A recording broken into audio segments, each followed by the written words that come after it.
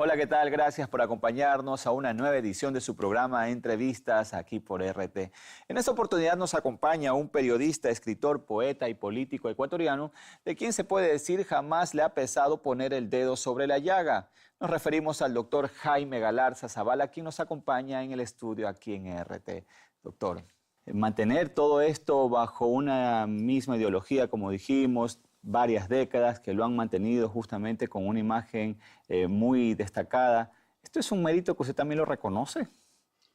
Bueno, yo creo que el hombre es indivisible. En el caso mío hay la particularidad de que habiéndome iniciado muy temprano como periodista, poeta y narrador, todo al mismo tiempo cuando tenía 16 años, esto ha sido una línea constante.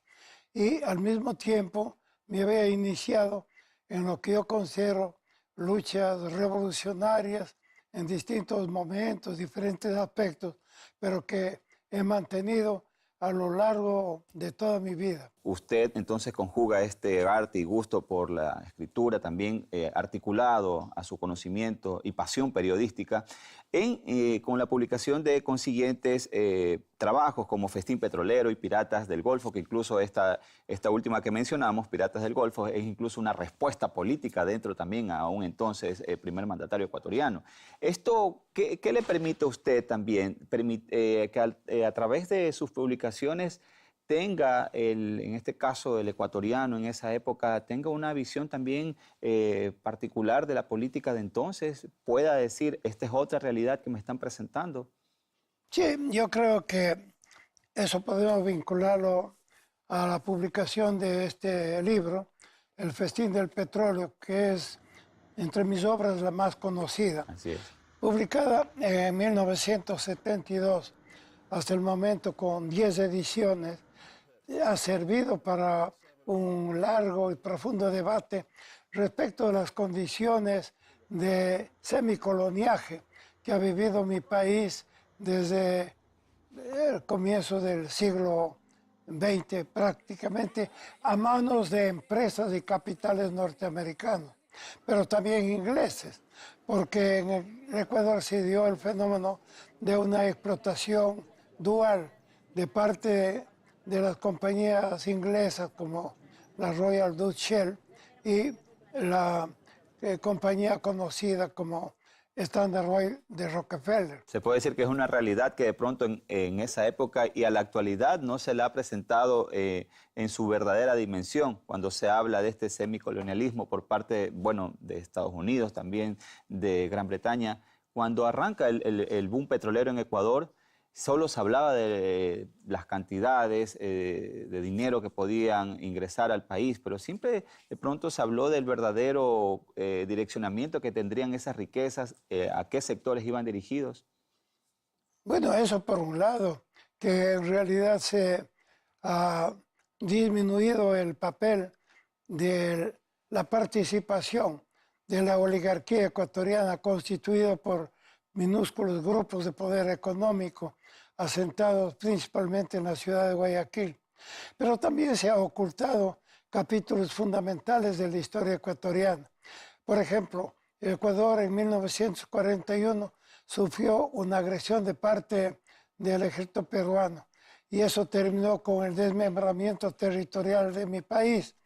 Pero nunca se dijo, y fui yo quien por primera vez reveló, que no fue una invasión del Perú propiamente, sino que fue una invasión disimulada y enmascarada de la compañía Standard Oil de Rockefeller, apoyada por el gobierno norteamericano, en disputa con la Royal Dutch Shell, que se había apoderado de gran parte de la Amazonía ecuatoriana. Esta lucha entre estas dos empresas a la época rivales determinó que el Ecuador fuera sacrificado en una guerra que, repito, no fue una agresión peruana, sino fue una agresión norteamericana enmascarada. Continuando en esta secuencia de sus publicaciones, también encontramos con una que, bueno, llama mucho la atención y sobre todo por la explicación que usted le va a dar, cómo fue la obra, o en este caso la publicación de ¿Quién mató al expresidente Jaime Roldós? Eso es algo que se articula mucho a lo que usted está manifestando sobre la influencia en Norteamérica, de Estados Unidos, dentro de la nación latinoamericana. Sí, efectivamente, en mi libro, ¿Quiénes mataron a Roldós?, me refiero al magnicidio en que pereció el presidente ecuatoriano Jaime Roldós Aguilera el 24 de mayo de 1981. Es una conjura de la cual formaron parte fundamentalmente la CIA norteamericana. Y esto lo digo apelando a testimonios de investigadores de los Estados Unidos. Por ejemplo, el periodista Seymour Hersh publicó en esa época en la revista Life un artículo muy extenso en que señalaba que la CIA, por mano de uno de sus agentes, el dictador panameño Manuel Antonio Noriega, había llevado a cabo la ejecución de varios líderes latinoamericanos, pero destacaba especialmente el caso de Jaime Roldós Aguilera primero y a los 2 meses del general Omar Torrijos, líder de Venezuela. Después de Seymour Hersh, ha habido otros norteamericanos importantes, como John Perkins, el ex agente también de los Estados Unidos, quien en su libro Confesiones de un gángster económico reveló con lujo de detalles el conocimiento que él tenía de esto, justamente los magnicidios de Jaime Roldós, de Omar Torrijos y otros líderes latinoamericanos ejecutados por la CIA en defensa de la política de Estados Unidos, y eso durante el periodo ultraderechista de Ronald Reagan, que había amenazado pública y abiertamente a los líderes independentistas de América Latina. Incluso para recapitular este hecho suscitado en Latinoamérica, bueno, en Ecuador, se habla mucho de la muerte del expresidente Roldós como un accidente aéreo, pero también hay versiones como la que usted estaba mencionando, incluso testimonios muy reales donde se habla de un magnicidio. Pero también esto se lo vincula al famoso y, bueno, tan mal recordado Plan Cóndor desarrollado en Latinoamérica. Y háblenos usted lo que explica en referencia al Plan Cóndor y al magnicidio, en este caso la muerte de Roldós, del expresidente Jaime Roldós. En el caso de revelaciones que se hicieron con la publicación de documentos desclasificados de la CIA, Ecuador habría ingresado al Plan Cóndor en el año 83-84. Pero indudablemente antes hubo un pre-Plan Cóndor, podríamos decir, que se dio desde los años 60 mismo. Philip Esch, norteamericano, que fue jefe de operaciones de la CIA en el Ecuador durante los años 60, en su libro Diario de la Compañía, revela varios datos que demuestran que el Ecuador ya para esa época era presa codiciada por los Estados Unidos, por sus riquezas naturales, pero también por el papel político que desarrollaba en defensa de la Revolución Cubana. De manera que el Plan Cóndor no es sino la continuación, en el caso ecuatoriano, de la intervención que desde los años 60 ya tuvo Estados Unidos a través de la CIA en el Ecuador. Ok, y continuando, ahí vienen más publicaciones, también como dijimos hace un momento, unas que incluso ya se adentran a la realidad social y política ecuatoriana, los campesinos de Loja y Zamora. Todo este tipo de publicaciones en las que usted, bueno, es indudable y evidente que no le ha costado poner el dedo sobre la llaga, cuando se habla incluso se habló de temas como el feudalismo, la intervención norteamericana en Ecuador, en Latinoamérica, ¿verdad? La política interna de su país. ¿Esto qué le ha costado en este caso a Jaime Galarza? ¿Qué puede decir usted que mis publicaciones me costaron esto? ¿Es equivalente a? Bueno, tengo el triste honor de haber sido perseguido permanentemente por los grupos de poder y por el imperio norteamericano a través de la CIA, porque en definitiva mis obras han sido obras contestatarias en todo sentido. En este poemario mío, Versos de mi mochila, hay un poema que se llama Yanquilandia a los turistas, y es más bien en son burlesco de lo que son los Estados Unidos. Es increíble, pero un estudiante en Guayaquil fue detenido en esa época acusado de poseer un poema subversivo, no un libro, un poema subversivo, Yanquilandia a los turistas. Entonces, mis obras, como han sido siempre dirigidas a demostrar las condiciones de brutal explotación de las riquezas naturales, pero también del hombre ecuatoriano, siempre, digo, han motivado una constante persecución a su autor. Quienes mataron a Roldós, por ejemplo, motivó el enjuiciamiento de Jaime Galarza, que en definitiva había sido anunciado por los altos mandos militares, pero estos altos mandos no se atrevieron a hacer ellos mismos la denuncia, sino se valieron de un testaferro cualquiera.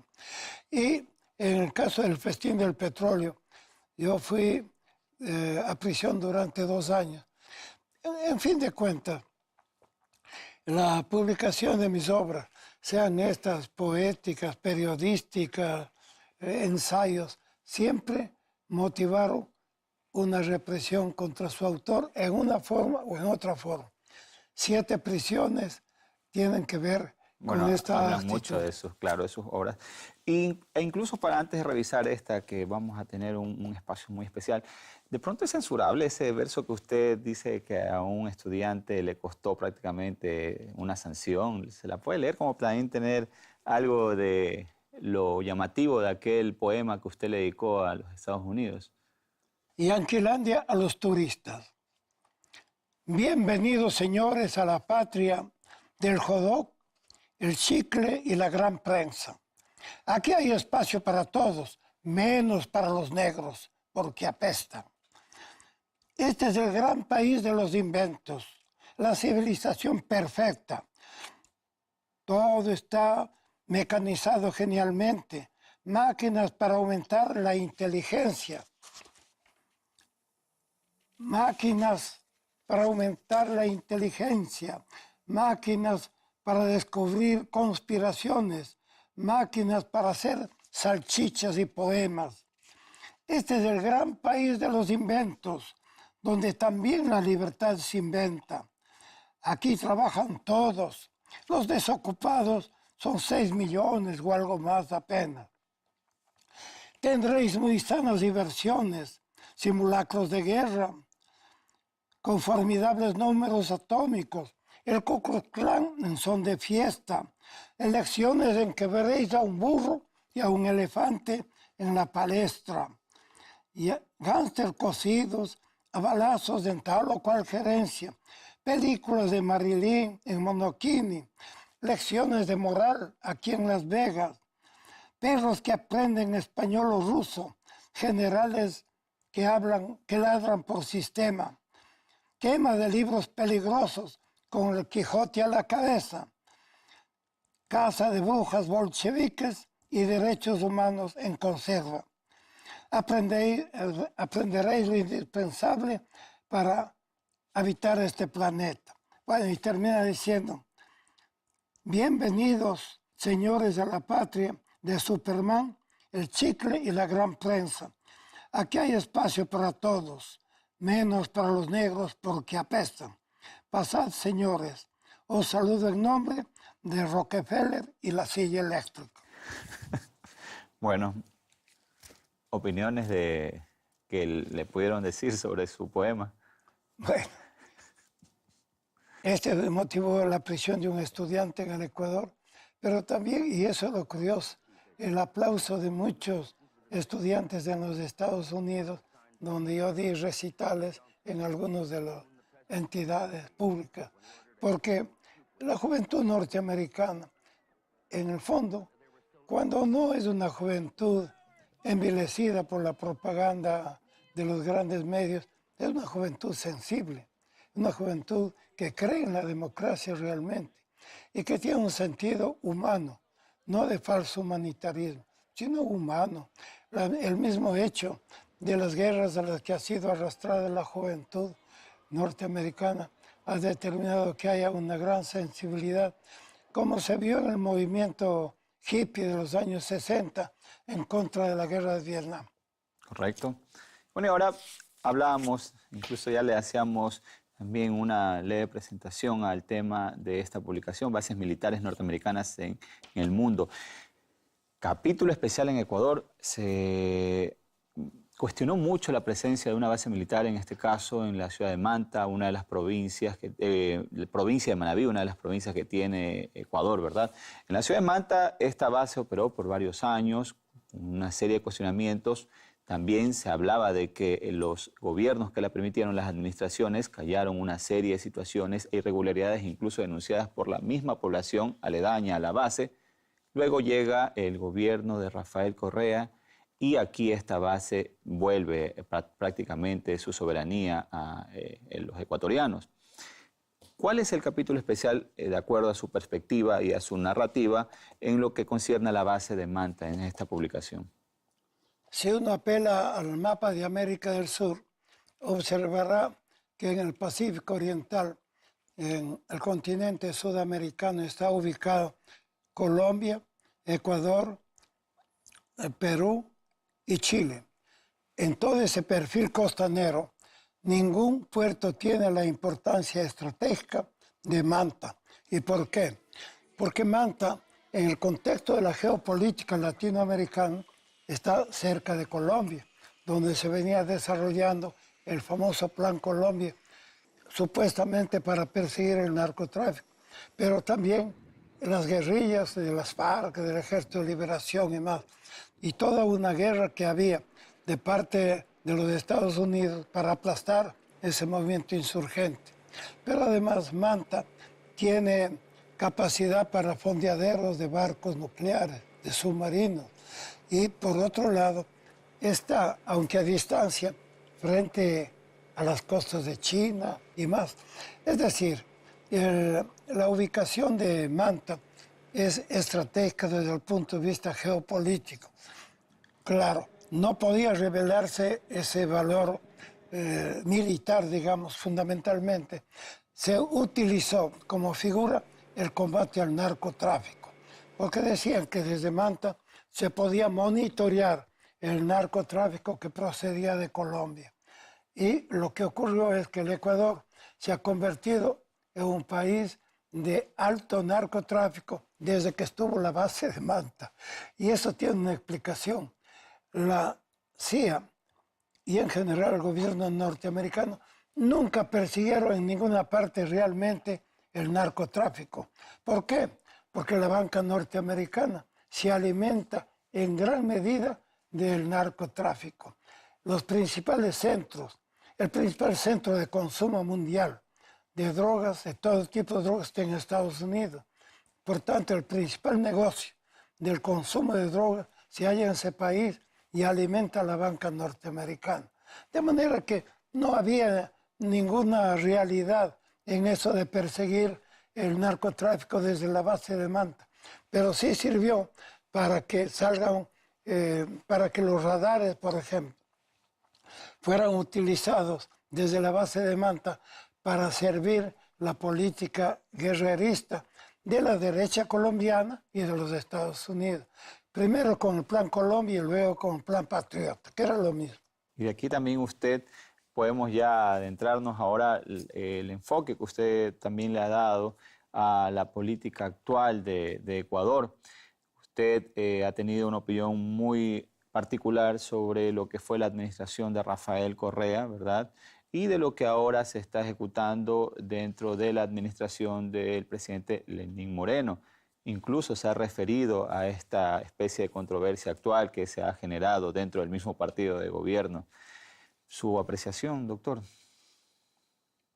El gobierno de Rafael Correa, en términos de interés mundial, tuvo la particularidad, primero, de expulsar a una base militar norteamericana, hecho insólito para los Estados Unidos. Segundo, expulsó a una embajadora norteamericana y al grupo militar norteamericano. Dentro de la embajada funcionaba un grupo militar de expertos militares, 50 asesores. ¿Asesores de quién? ¿Para qué? En un país que no está en guerra con nadie. La expulsión de la base de Manta, del grupo militar de la embajadora norteamericana, por un lado. Por otro lado, la permanente insistencia, diríamos así, de Rafael Correa en cuanto a la unidad latinoamericana, a fortalecer todo lo que significaba la Alianza ALBA, Alianza para los Pueblos, la Alianza Bolivariana, y luego UNASUR. Sobre todo para el bloque progresista que se fue alineando o presentando en Latinoamérica con Hugo Chávez, Lula da Silva, entró un joven Rafael Correa también con una idea y acciones como la que usted refiere, la expulsión de una embajadora, también la expulsión de los norteamericanos militares de una base militar. Claro, los países que según los Estados Unidos constituían en Latinoamérica el eje del mal. El Brasil, progresista, Argentina, Brasil con Lula y luego con Dilma Rousseff, Argentina con los Kirchner, Ecuador con Rafael Correa, Uruguay, aunque en forma diluida, con Pepe Mujica. Bueno, Bolivia pues con Evo Morales.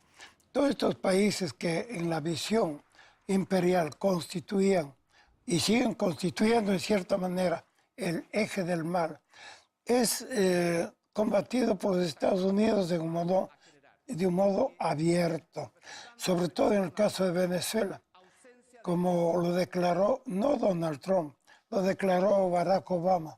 Venezuela se ha convertido en una inusual y grave amenaza para la seguridad de los Estados Unidos.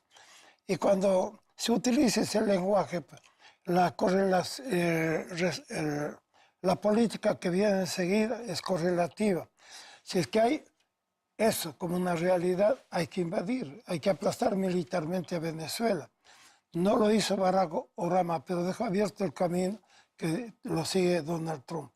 Y esa presión anti-latinoamericana contra la unidad de nuestros países es una presión que también se siente ahora con el gobierno que sustituyó a Rafael Correa.